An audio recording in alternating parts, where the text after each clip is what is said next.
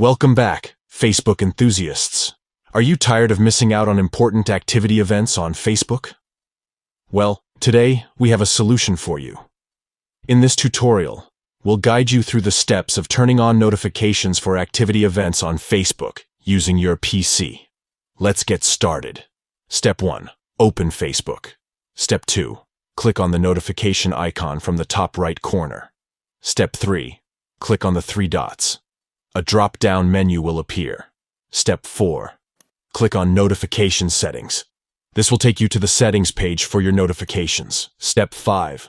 Scroll down to Find Events and click on it. Step 6. Toggle on the switch next to Allow Notifications on Facebook. Step 7. Toggle on the switch next to Activity. Choose between Push, Email, or SMS. Select your preferred notification method for activity events, and there you have it. By following these simple steps, you can easily turn on notifications for activity events on Facebook using your PC. Stay updated with all the important happenings and never miss out on exciting events. Don't forget to subscribe to our channel for more helpful tutorials like this. Start receiving notifications for activity events on Facebook today.